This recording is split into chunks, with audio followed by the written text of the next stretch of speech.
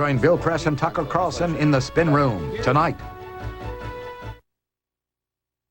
Hear ye, hear ye, hear ye! Tonight, Election Day plus 13. Showdown in Florida Supreme Court with the keys to the White House at stake as controversial hand counts continue. Would-be Presidents Bush and Gore stick close to home. Joining us, a spokesman for the Florida Supreme Court, Craig Waters. In Washington, Gore campaign senior advisor, Attorney Jack Quinn. Back in Tallahassee, lead Florida trial counsel for the Bush campaign, Barry Richard. And then a partisan perspective, Republican Governor Mark Roscoe of Montana will join us from Austin. We'll also hear from Senator Jack Reed, Democrat of Rhode Island. Plus a dialogue between Republican Senator John Warner of Virginia, Democratic Senator Tom Harkin of Iowa. All that and more next on Larry King Live.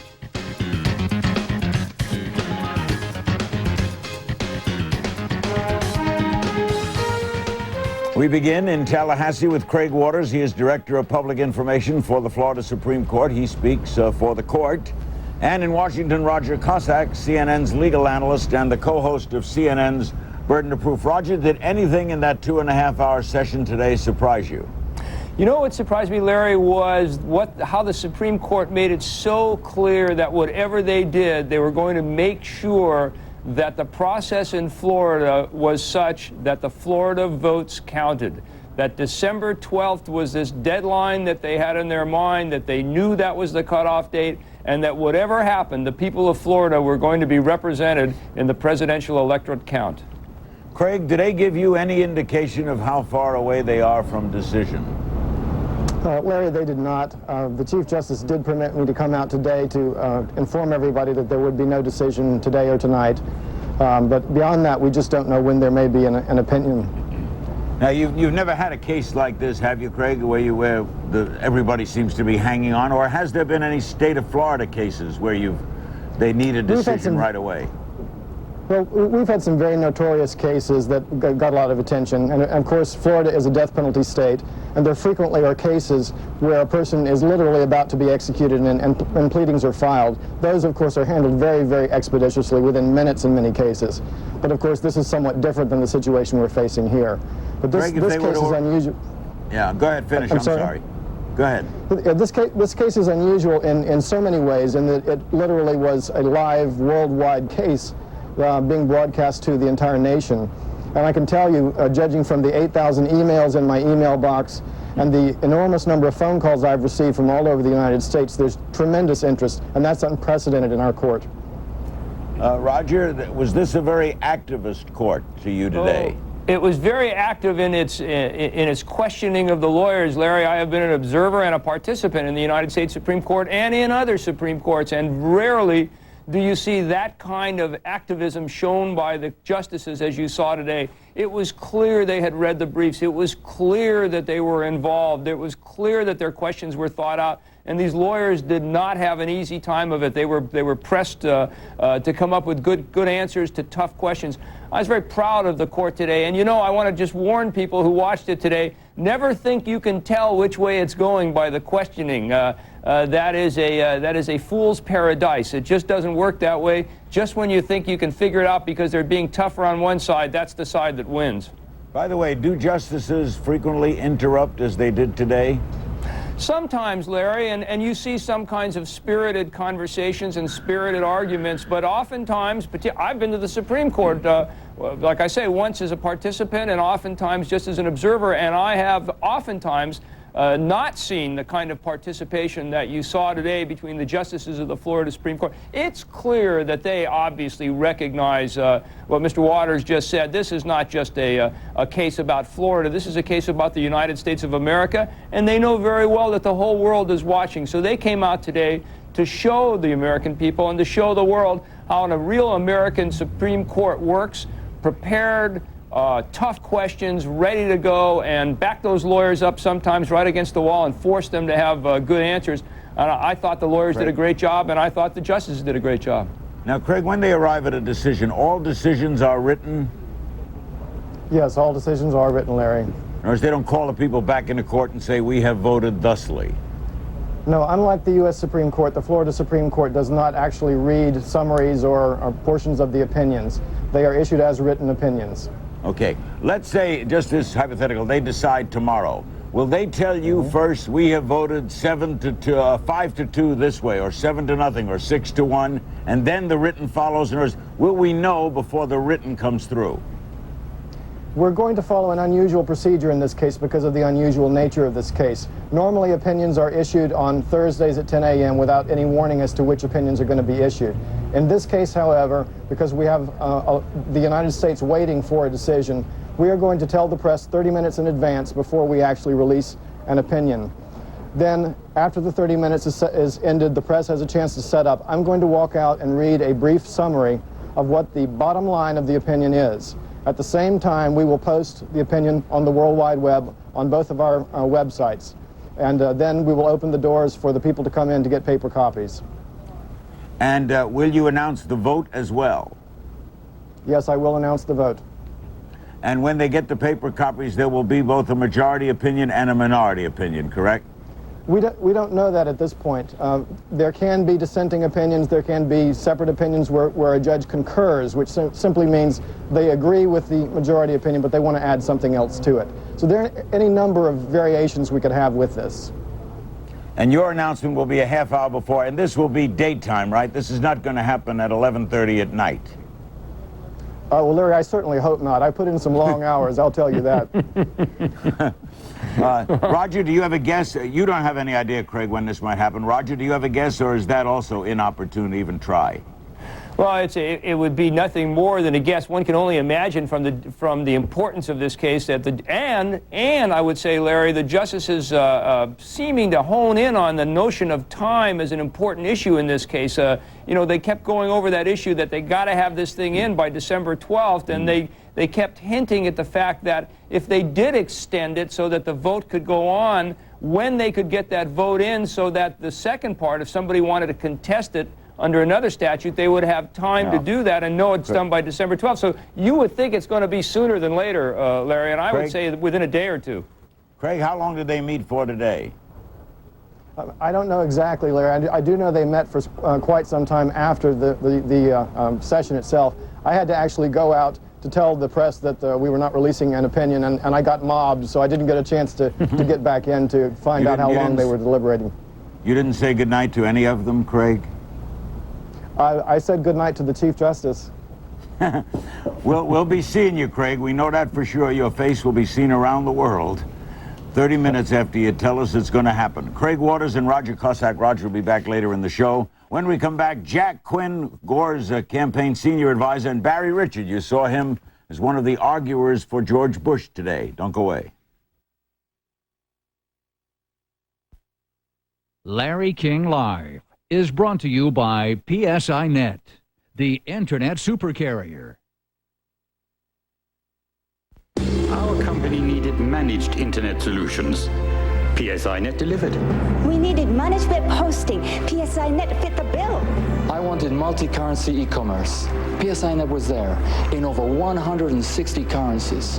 We needed transaction solutions. PSINet executed to specifications on time. Simply put, I needed everything, and PSINet gave it to me. Your business internet opportunity is knocking. Open the door. Call or contact us today. You say you want to get away from it all. How far do you want to go? Another state? Another country? Or another world?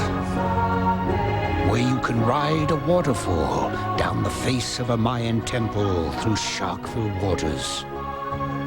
Where you can dance beneath a dome of golden seashells and dine with all the creatures of the sea. Where your room is suspended in the sky and reality is suspended indefinitely. How far do you really want to go? Do you want to go as far as Atlantis? Atlantis. Once upon our time. Call 1-800-ATLANTIS or your travel professional now for pre-holiday season travel specials. Can I help you? Yeah, hi. Do you have that band I like? I was here a few years ago. I bought their last CD. I'm just looking for the new one. Amazon.com changed the way people shop. I'm sorry, where do I click on this to hear a sample? HP technology makes it happen.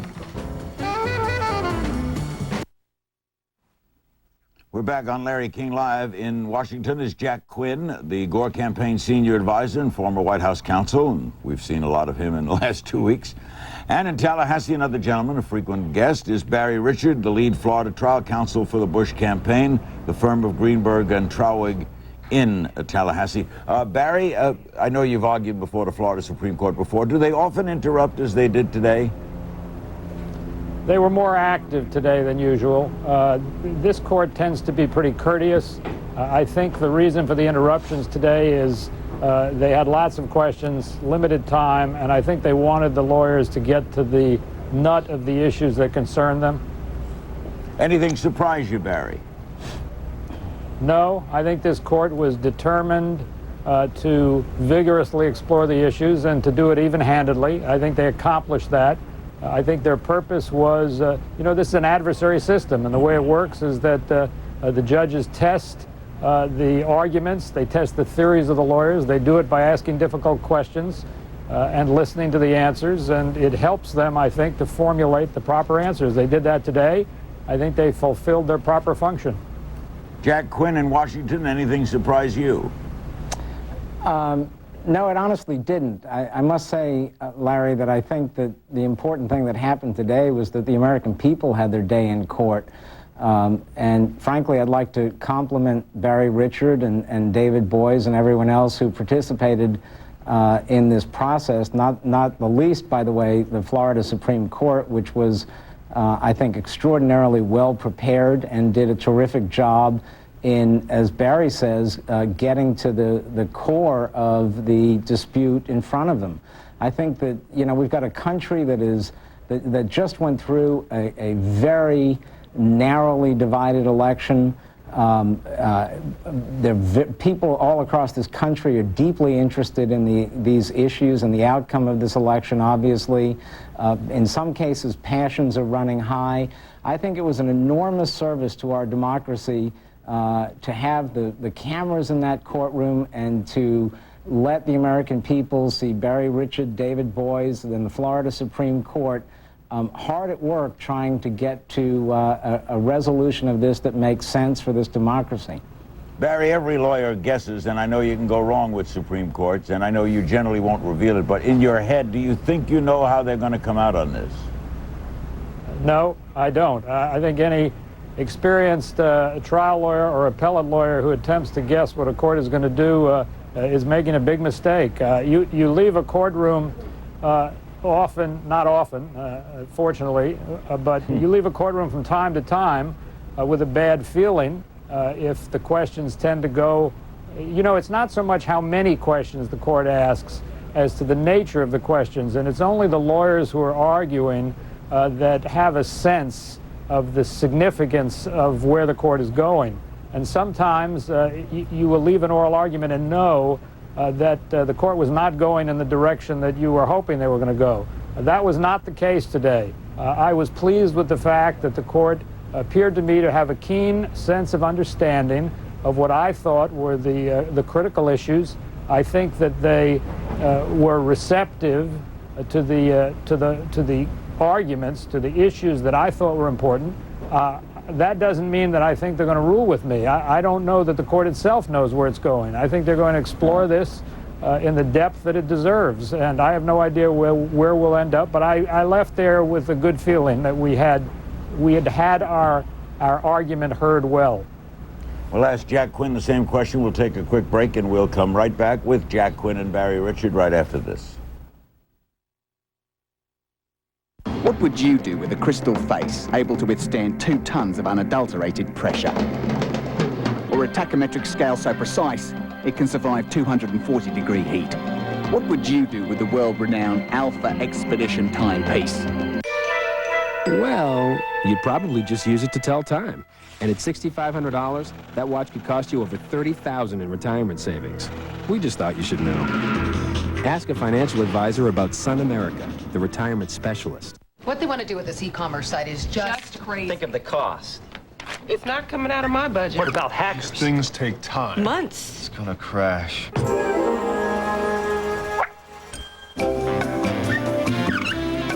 We'll have it done next Friday. Wait. Scalability. What happens if we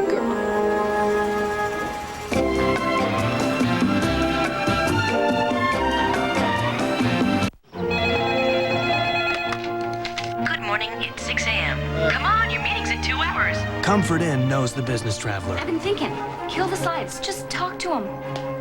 Remember, enunciate. Take deep breaths. Our complimentary breakfast saves you time and money. You the man. Our guest privileges frequency program earns you free nights fast. And we serve business travelers in over 1,500 locations worldwide. You did it again. I love my job. It's more than a room, it's comfort. Flight 610 is now boarding. All passengers, please report to gate. Isn't that our flight?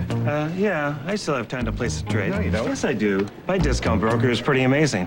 Who do you use? My discount broker. There, my trade just went through, and it's already updated in my account. Updates instantly. That's so. Yeah, my discount broker is real time. So what's their name? My discount broker. Look, are you going to tell me or not? MyDiscountBroker.com. Market volatility and volume may delay system access and trade execution. Jack Quinn, do you have any tea leaves? No, sir. I agree entirely with Barry. I think it's both dangerous and a fool's errand to try to predict how an appellate court is going to come out simply on the basis of oral argument. If you forced me to make one prediction, I guess it would be that this court just might try very hard not to have a sharp division within the court itself, and to try to find a way to have it unanimous? Well, you know, oftentimes in matters of great consequence before these appellate courts, they at least make an effort to do that so that they can help in the unifying process. And it wouldn't surprise me if they tried to do that in this instance. I mean, I do think that the overall, the thrust of the Florida law and the tone of case law in the state of Florida and the tenor of a great many of the questions today are all in the direction of wanting to ensure that people participating in elections in Florida have their votes counted. And, do either of you have an idea, Barry or Jack, as to when this may come about? Before Thanksgiving or after? Barry? I don't know. I think that the court is going to do it as rapidly as they can because they recognize the importance of it. You know, ordinarily I think what the court does is they have an initial conference, they take a vote, they determine where they are on it, and then it goes into the queue of opinions that they have. Well, this has obviously been moved to the front of the queue, and I think that it will be released as soon as they reach the point where they have an opinion they're satisfied with. By the way, I agree entirely. As a matter of fact, earlier this evening, I said the same thing. I think the court probably will attempt to get as much unanimity as they can. I think both the U.S. Supreme Court, which doesn't accomplish it that often, and the Florida Supreme Court attempt to do that on issues of great public importance where they want to develop public confidence, but they have to agree, obviously, as to the basic, the fundamentals of the opinion. They're not going to all sign off if they don't agree with each other. Jack, you think it'll be sooner than later? Look, I think a great many of the questions, and Barry certainly knows this better than I, but a great many of the questions evidenced a very real concern on the part of individual members of the court about the time pressure that this whole process has imposed on them and on the people engaged in this recount. So it would quite surprise me if they took very long to issue an opinion. Yeah. Thank you both very much. As always, we'll be seeing you again probably tomorrow. Jack Quinn and Barry Richard on the scene. Jack in Washington, Barry in Tallahassee. When we come back, Governor Mark Rasko of Montana. We'll discuss some shenanigans he says are going on, and then we'll get the other side from Senator Jack Reed of Rhode Island. We'll be right back. Don't go away.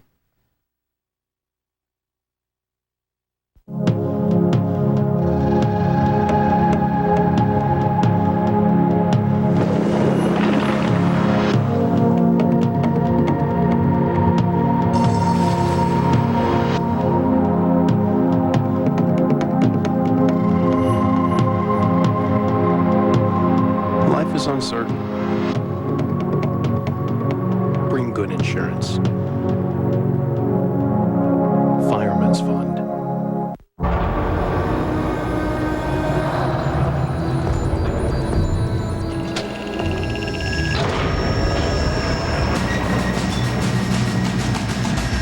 It's as digital as documents get. Digital copiers, network printers, color imaging. Kyocera is where documents are going. A Kyocera Document Solutions company. Need extra cash? Don't charge it on your credit cards. Get a second mortgage with no closing costs from Ditech.com. With a second mortgage, you can consolidate all your existing high-interest debts, get the cash you need for any purpose, and end up with one lower monthly payment. A second mortgage with no closing costs is smart money from Ditech.com. Log on now for fast online approval or call us at 1-800-71-FIXED. Let's go to Austin, Texas. Governor Mark Roscoe is standing by. He's the governor of the state of Montana, and he's been kind of the point guy on the allegations about manual recounting. Since you're not in Florida, what are the allegations, Governor? What, in a nutshell, are they telling you there?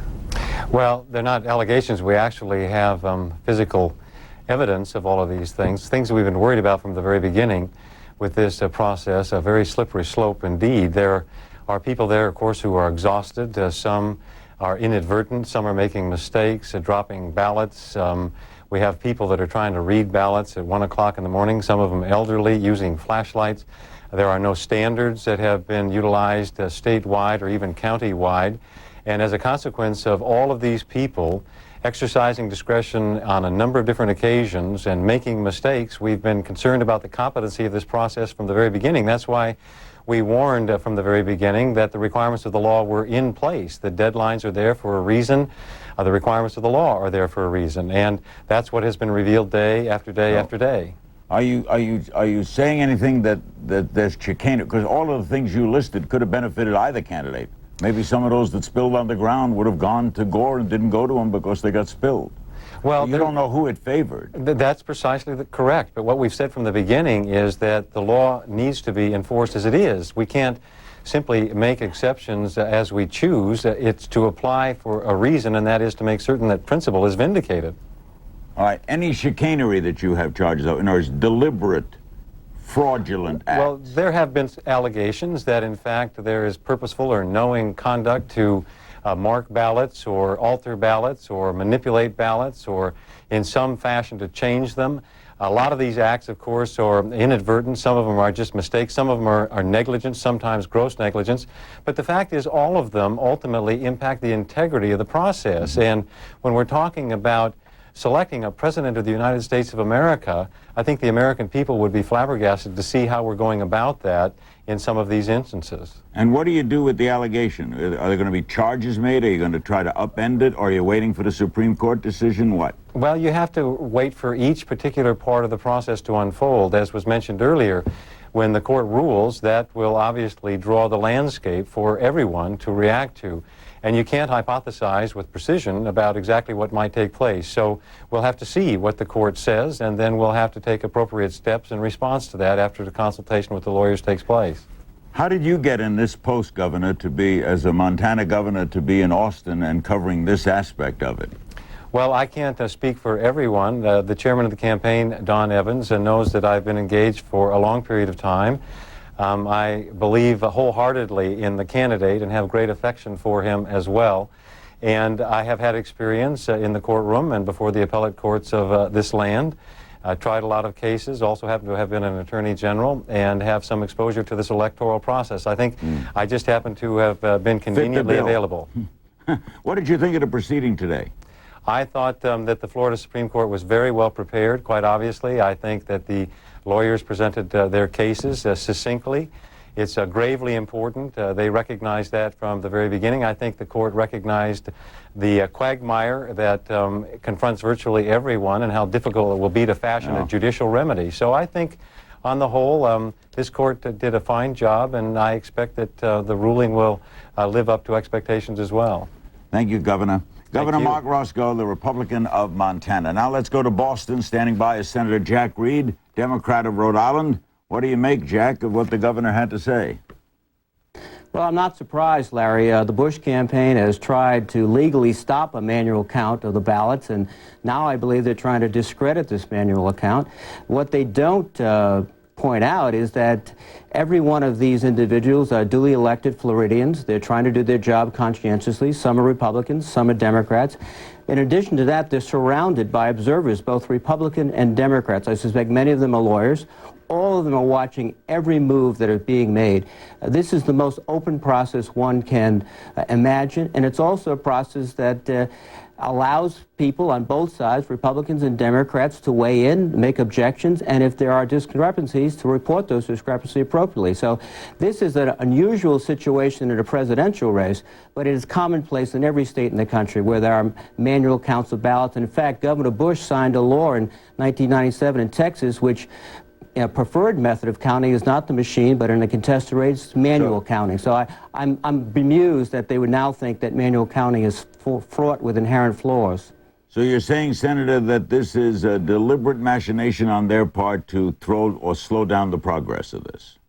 Oh, I think it's an attempt to display this manual counting as inherently flawed, when in fact many states, Texas being one, has a statutory preference for manual counting over machine countings in contested races. So they're trying to turn around what is commonplace in so many parts of the country, and which is much more superior to the machines, particularly the machines that were used in Florida, which many states abandoned years ago because of their inherent inaccuracies. The governor said that I asked him what plans they were going to do. What do they do with these allegations? And of course, they're waiting for the Supreme Court decision. If that decision comes down on your side, that is, the counting continues, do you expect them to take legal action on this front? Well, I expect they'll take any legal opportunity they have to try to thwart this counting. But I can't think at this point, when you have thousands of contested ballots because of the machine inaccuracies, the only way to resolve them is this way. Elected officials from Florida, not members of either campaign, doing it, but doing it surrounded by very bright and presumably many lawyers from both sides looking at their every move. It's the only way we do it in most states, and it's the way it probably should be done here in Florida. By the way, whatever happened to those 4,000 or so votes that went to Buchanan in Palm Beach? Are they going to be looked at in this process, or is that just a vote for Buchanan that stands? Well, I'm not aware of how the Buchanan votes will be handled. We don't know how they're dealing with that? Don't know how they're dealing with that. Are you surprised that thus far the totals, while Gore has had some increase unofficially, they have not been great? Well, regardless of the totals, the real issue here is whether the votes of Floridians will be properly counted. And that's a principle that the Vice President is trying to vindicate. Whether the votes of Floridians, whether they're for Al Gore or George Bush, will be duly counted. That's what this whole manual count's about. I'd like to see, frankly, more votes for Al Gore, obviously. But the bottom line principle is here, will we have an election that reflects the true votes of the people of Florida? And quickly, what you thought of the hearing today? I thought the hearing went very well. I thought the justices were superbly prepared. Both sides, both the Republican, the Bush campaign, the Gore campaign, were well represented. Serious issues were raised. I would suspect there'd be a very quick judgment. The court understands the timetable, but it's hard to predict which way it will go. I hope, though, that having set in motion manual counting of these ballots, that they won't stop suddenly now, that they'll continue the count. Thank you, Jack. Senator Jack Reed, Democrat of Rhode Island. When we come back, two prominent members of the United States Senate, John Warner and Tom Harkin, will go at it, and then our panel. Don't go away.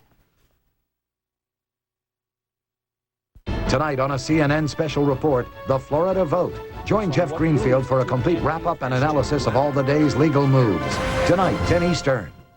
Warm, clean, efficient. It's the feeling natural gas can bring. And Northwest Natural Appliance Center brings the comfort of natural gas appliances into your home. This week is the best time to feel the warmth of a direct vent quadrifier or Dover gas fireplace. Buy one before December 9th and save $200 on the vent installation kit. See us today on Southeast 8th Avenue between Division and Powell, and also in Salem, Albany, and Eugene. Northwest Natural Appliance Centers. Nobody knows gas fireplaces like we do.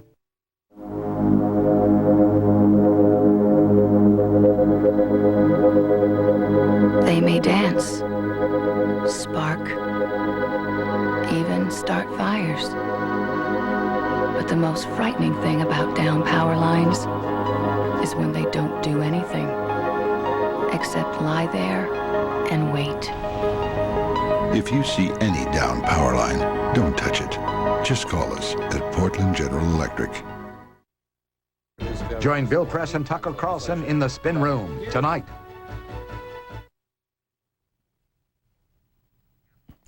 This is a shot of the Florida Supreme Court where a decision will be reached tomorrow, the next day, or sometime soon. It could affect who lives at this other place, that place. Both these shots are live. It's an autumnal night in Washington, D.C., and hopefully we're going to know pretty soon who's going to be living there. We welcome now to Larry King Live Senator Tom Harkin, Democrat of Iowa. He's in Des Moines. And Senator John Warner, Republican of Virginia, at our bureau in Washington. Senator Harkin, what did you make of the session this morning? Well, I was unable to watch it. I was at the University of Iowa doing some work this afternoon today, and so I was not able to watch the arguments. I read about them, I've heard about them, so I can't comment firsthand. Right. Fair enough. Senator Warner, what did you think? Did you see them? I watched it on and off this afternoon, having practiced law myself and once been a law clerk to a federal judge. I was impressed with these jurists. But my job this afternoon, Larry, was to fight on this crusade, which I started last Friday with a letter to the Secretary of Defense. Please, Mr. Secretary, please, Mr. President, please, Mr. Vice President Gore, let the men and women in uniform and their families, give them the benefit of the doubt that these absentee ballots were filed correctly. Well, apparently the Attorney General has said that, and as long as there's a signature and a date on them without the postmark, they'll allow it. If there's no signature, no date, and no postmark, they're not going to allow it. But Larry, here we are days after this issue was raised. You know, I'm a George W. Bush man, leave no doubt about that.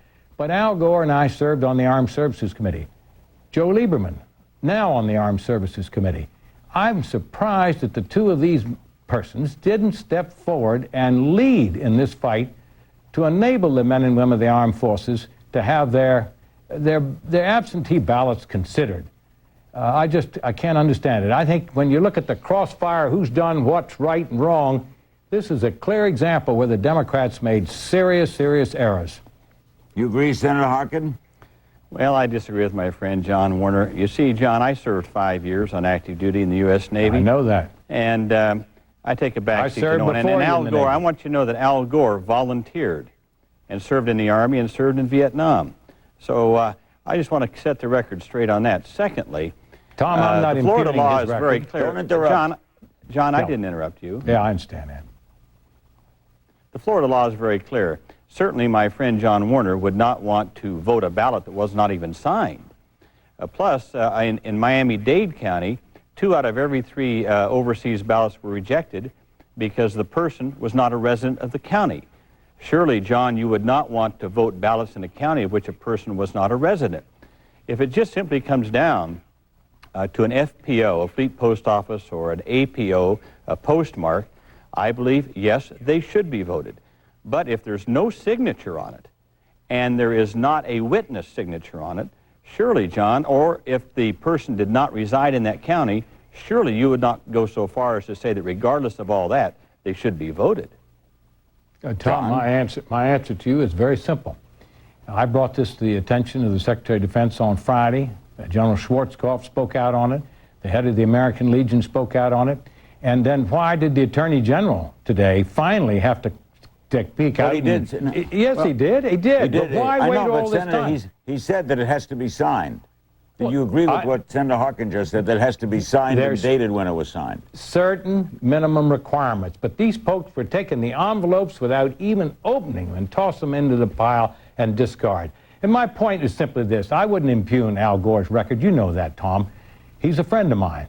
But I'm telling you right now, if I'd have been in his place and wanted to be Commander-in-Chief of the Armed Forces, I'd stepped up way before this Attorney General did. And Joe Lieberman likewise had a chance over the weekend in these various shows to say clearly, hey, let's give them the benefit of the doubt before we just toss it in the pile. Well, as I understand, John, again, we're all observers, we're apart from it.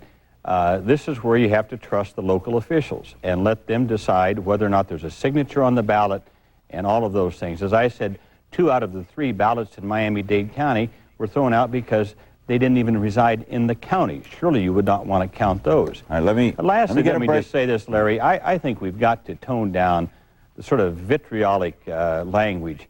Governor Roscoe of Montana was quoted as saying that Al Gore's attorneys have declared war on our men and women in uniform. You know, we don't need that kind of language right now. Let's tone it down. Yeah, and Tom, I agree with you on that, Tom. I do. All right, let me get a break and come back, and we'll discuss where they think they're going to go with this counting, and then we'll meet our panel. We'll be back with Senators Harkin and Warner on this edition of Larry King Live. Don't go away.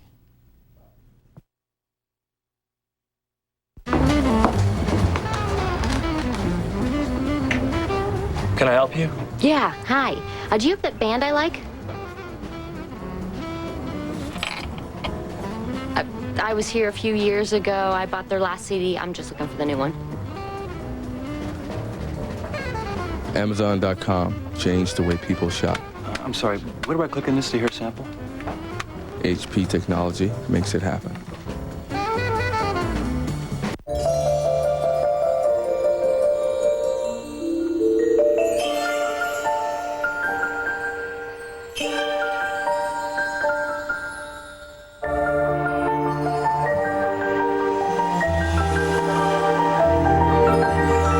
She will always remember Christmas 2000. How is up to you. A diamond is forever. Want to start a family? Right now? I just got supplemental insurance. What's that? Aflac. Well, if we get sick, our health insurance won't cover things like lost pay or other expenses. This does. What's it called? Aflac! I don't know. Aflac. Without it, no insurance is complete. See how beautiful 60 can look. See how invisible osteoporosis can be. If you're over 60, there's a nearly 1 in 2 chance you have it. So ask your doctor about a bone density test and treatments that can help.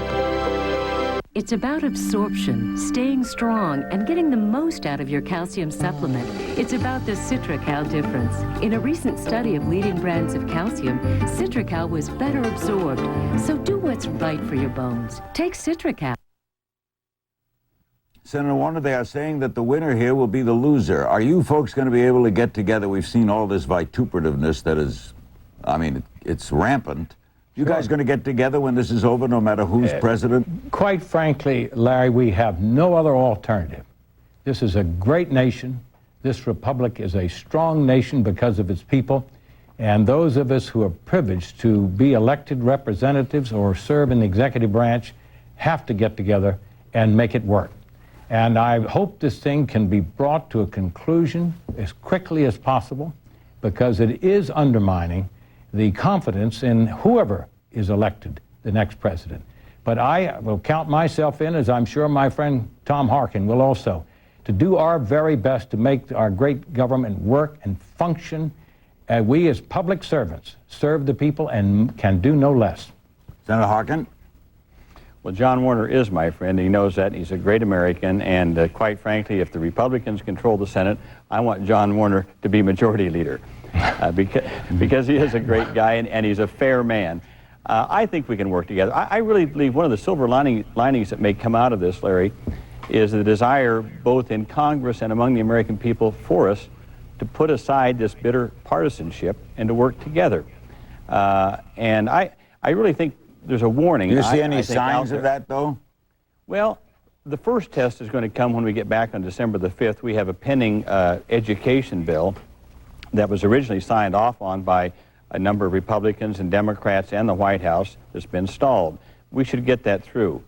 Secondly, I really think that what you're going to see next year perhaps is more and more coming together in the committees and hopefully on the floor of the Senate.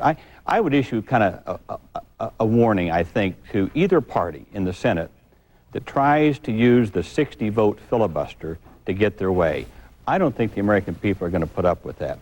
I think they want us to have our debates, to have our arguments, but let's have the votes. And if it's 51-49, well, that's where the American people are, rather than trying to stand for some supermajority kind of vote and to filibuster these bills. I don't think the American people will put up with that. Senator Warner, are other people telling you something in this, that they are down the road split, and therefore they want you to be carefully measured too? Listen, Larry, what the people are telling with me, John, let's get it over. Let's get it over in accordance with law and a sense of fairness, but by all means get it over. Look at the stock market today. I'm not a big follower of the market, but I certainly indicate to you that it's going down, and it's a sign of some trouble out there and some ferment. The rest of the world watching us. This great nation that's got to lead throughout the world, particularly in times of crisis, cannot be perceived as not handling expeditiously and within the rule of law a problem like this. So let's hope the hand of Providence reaches down and touches us and guides us through. Tom, you were saying no to that? Well, look, I've been out here in my state of Iowa, and people are getting up and going to work every day. Kids are going to school. People are planning their Thanksgiving dinners together with their families. The country's going on. There's no crisis out there. This sort of idea of a crisis is sort of built up by the media and people like that. The country's doing just fine. The Electoral College does not meet until December 18th. We don't swear in the president until January the 20th. There's no need to rush this. Let's make sure that every vote is counted as accurately and as fairly as possible. Senator, would you say amen to that, Senator Warner? Well, Tom, we can't have recount after recount to continue going on. And yes, I know the people are getting ready for Thanksgiving. I'm going to be privileged to join my family and good friends. But I do tell you, Tom, that there are others watching this country, and if they perceive weakness, they could strike at us. We know that every day, those of us, and you're involved in national security as I am. That's right. And it's terribly important that this country proceed to get back on track again and resume it hasn't lost it. We have a president operating right now.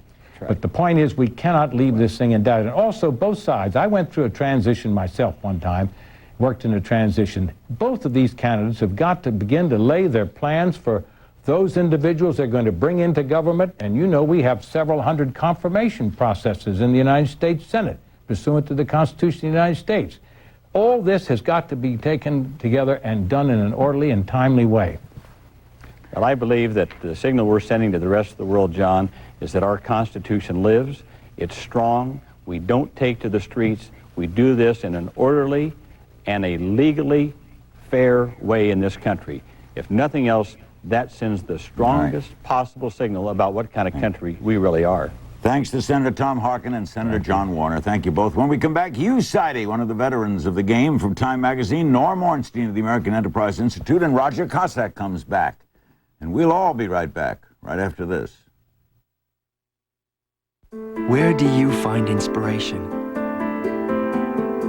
Sometimes where you least expect it. With technology that takes you beyond old boundaries to something more inspiring. Like the compact ProLiant server. With a 1.75-inch profile that fits everywhere, you can have your next big idea anywhere. Welcome to the new IT, inspiration technology from Compaq.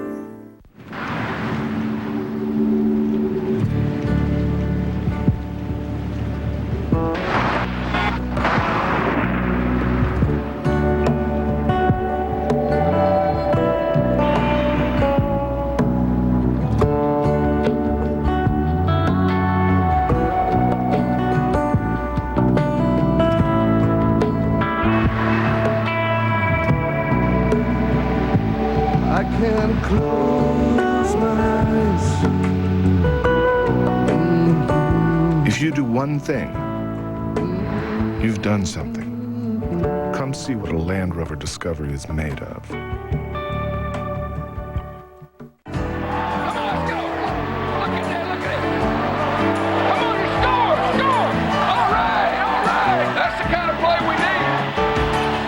Talk to your doctor about Zocor.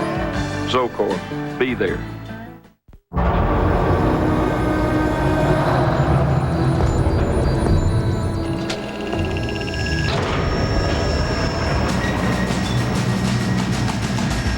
It's as digital as documents get. Digital copiers, network printers, color imaging. Kyocera is where documents are going. A Kyocera Document Solutions company. Hear ye, hear ye, hear ye! The Supreme Court of the great state of Florida is now in session. All who have cause to plead, draw near, give attention, and you shall be heard.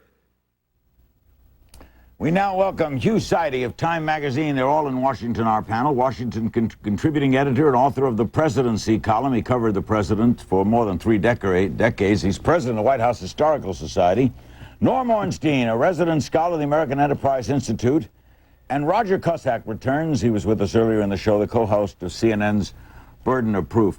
You, a doctor friend of mine, suggested today, could there be a way to certify each voter as they vote? To say my ballot is complete and they get a little stamp and we know their vote counts? With all modern engineering, couldn't we do that? With all due respect, you know, is this a medical doctor or somebody that gave you this idea? No, I don't think that'll work. You leave the booth knowing your vote counted. Well, it's kind of like going into a dance, you know. They put a stamp on your arm. No, something. That works. Well, I don't know. What did you make of today's session, you? Well, I'm not a lawyer, Larry. That's not my world, and it got a little dense in that, but it looked to me like there was an obvious point of view of the Supreme Court, and I suspect that they probably want the counting to go on. At least seems that way to me. But then, as somebody said, I think Roger said earlier, that to try to call what a court is going to do is ridiculous. But there was competence on both sides. Intensity. You're a good exercise, as the senator said before, in America at work. Norm Ornstein, what did you think of today? You know, unlike the O.J. trial, Larry, this is one good example where televising court proceedings can have some real salutary value. I don't think anybody could look at that today and argue, as a couple of people suggested when the court took this up, that this is a bunch of hacks. These are serious judges grappling with a couple of very significant legal questions. How much discretion do they give the Secretary of State? How much time do they have to resolve all of these disputes? They pushed both sides. Whatever judgment they come out with now, I think will be viewed in a much better light without the notion that it's got political spin on it than it would have been before people actually saw them in action. You agree, Roger, now that those who were pre-critical will be less so no matter what the verdict? You know, Larry, I do agree, and there was a time today, I watched this very closely, and I thought, you know, the Chief Justice should have a sign, that sign that Harry Truman had when he was the president, right up in front of the Chief Justice's seat today. It said, "The buck stops here," because this is where this is the men and women who are going to make this very, very, very tough decision. But once it's made, we'll go on. And as Norm points out, you know, no one can accuse these people of being hacks. This was a prepared court. This was a court that was interested, and this is a court that should give confidence to Americans in our legal system. And Hugh Sidey, who's covered more presidents than this panel combined, what kind of presidency is this going to be no matter who wins? Well, Larry, let's not be apocalyptic about this. I've listened to all of the scare scenarios, and I don't believe it. It depends on the person. And if he comes in, if it's a kind of, you know, it's in doubt, or at least there's some turmoil about it, the fact of the matter is that if this man can rise up to principle, let's say, then he could make a great mark. Great presidencies in the history of this country have come out of trauma. Civil War, Depression, those times, the Cold War. This is a different kind of crisis. It's a political crisis, not a constitutional crisis, but it seems to me that both these men are capable of rising and trying to heal this wound and bring people together, and that would be a tremendous record for either one of them. Norm, same question for you. Hugh is right. We shouldn't get apocalyptic yet. We still don't know how this will play out. But there's no question, Larry, that even if we'd had a clean victory election eve, this is a daunting task for the next president. Facing the Congress where the margins are probably going to be just about identical to what they were in 1953-54. The last time we had anything like this, but it was a different environment. Dwight Eisenhower won a big presidential victory. He was a great national hero. There was a stronger sense of mandate. The partisanship and the ideological divisions were not nearly as great or as corrosive. The leaders were stronger. This is tough. Making it work in a fashion where you are the clear leader, especially in international affairs, where frankly not very many members of Congress are as interested or as involved as Senators Warner and Harkin, is going to be difficult to do. The country, I think, is going to demand it, and that's the best thing we've got going for us after going through this trauma. And Roger, you know, Larry, if I just might jump in here a second and say that, you know, the crisis that these two gentlemen talk about is a crisis in politics, not in a crisis in Constitution or with our Constitution, and not a crisis in our law. That we see working very, very well. If you ever want to step back and think for a second about the genius of our founding fathers, see how well this process is working. Yes, it's close. Yes, it's law layered with politics, but there's a process. We had a court work today. A decision will be made, and we'll have a president. Larry, there's we'll be right back. Pick right up there with you, Saidi, and more of our discussion. I know you. It's commercial television. We'll be right back. Don't go away. Whoops.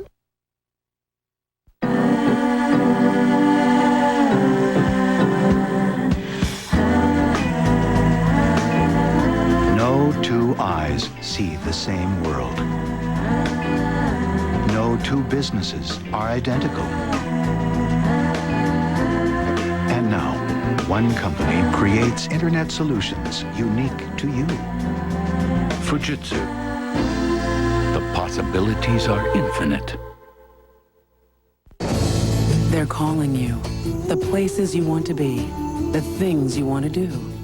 But you're not going to get there until you finish this stuff. That's why there's True Value. We get you in and out fast.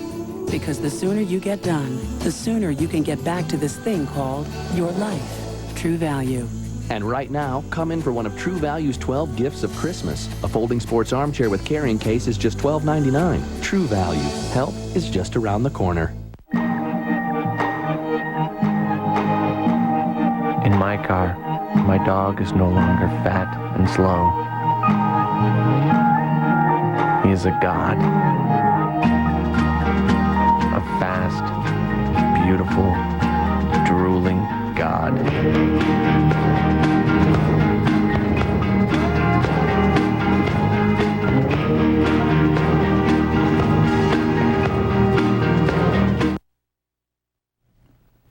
Okay, you, Saidi, you were going to say. Well, I was going to say that, Larry, this is not a time in our national life when we really are looking for an heroic president like Lincoln or Roosevelt. All these guys come in and, of course, think they're going to be that. I remember Bill Clinton's or one of his speeches where he compared himself to Lincoln and Roosevelt and Kennedy and Truman, and they all have that desire. But let's just look at what the times are. We have no Cold War, we have no Hot War, we have no Great Depression, and for the moment we can almost function without a president. Now I say that somewhat facetiously, but the fact of the matter is that idea of this strong, overwhelming executive authority, it really isn't necessary now. Larry, I'd take I lost hearing the end of you. Norm? I take only slight issue with that. There are some significant problems out there. We require leadership, and presidential leadership is there. But I think Roger's hit on an important point. I was talking with some Europeans who are ridiculing this process, and I said, the reason we're at this impasse is we had an election that was as dead even as it could be. And we're resolving this not by going to the streets. The public has been remarkably placid here. We're doing it through the rule of law. We've had people make some intemperate statements on both sides, some of them right here. But, you know, we're going to get through this.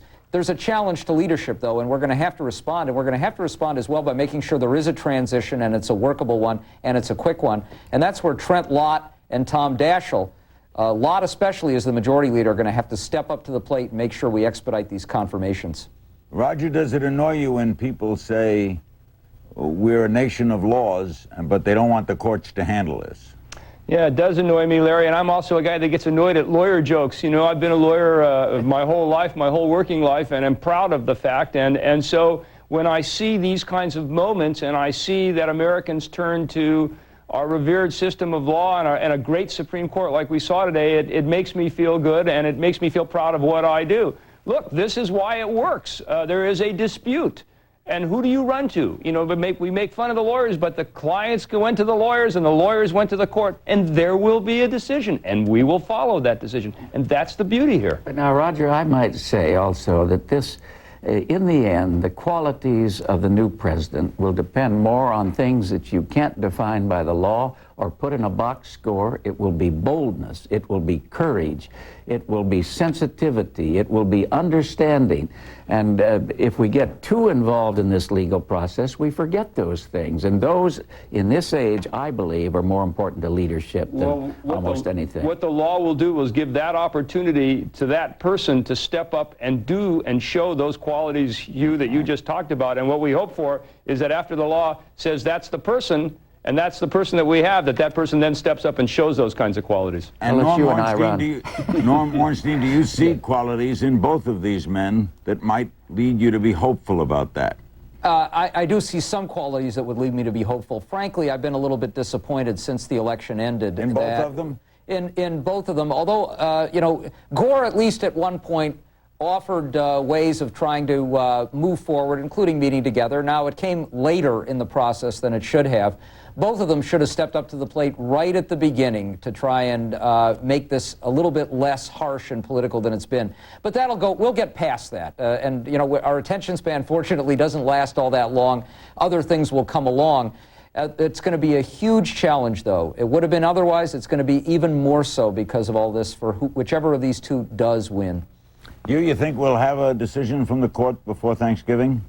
That's hard to say, but I would have a hunch that we would get one perhaps sooner than later, Larry. If it gets later, we are into some trouble.